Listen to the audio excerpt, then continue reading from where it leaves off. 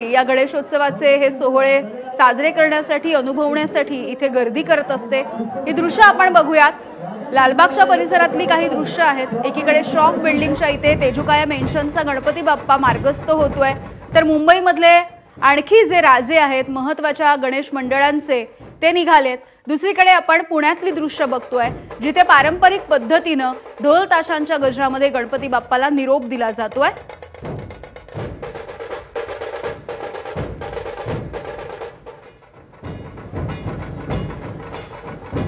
तर ढोल ताशांच्या गजरामध्ये गणपती बाप्पाला निरोप दिला जातानाची ही दृश्य आपण पुण्यामधून पाहतो आहोत थेट। तर हा जो गणपती बाप्पा आहे तो मार्गस्थ झालेला आहे। मुंबईतल्या गणपती बाप्पांच्या या मिरवणुका आपण पाहतो आहोत।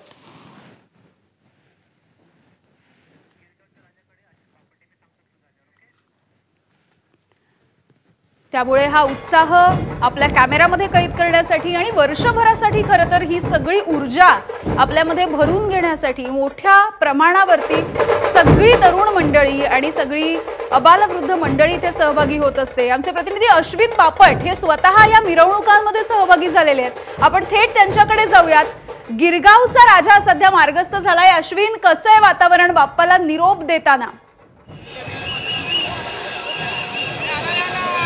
आपल्याला या दृश्यांमध्ये बघायला मिळत असेल गिरगावचा राजा हा मार्गस्थ झालेला आहे आणि गुलालाची उधळण होते। मोठ्या प्रमाणात गणेश भक्त जमलेले आहेत। आपण कार्यकर्त्यांकडून या संदर्भात जाणून घेण्याचा प्रयत्न करूया।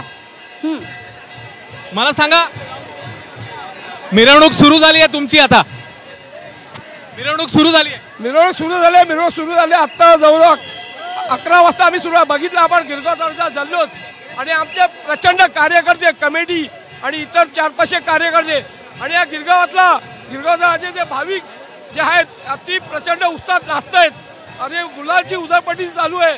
आपण बघितलं केवढा मोठा जनसमुदाय आणि भाविक भक्तांची आहे गर्दी आहे। 98 वर्ष कसं झालं? काय काय होतं 98 वर्षी?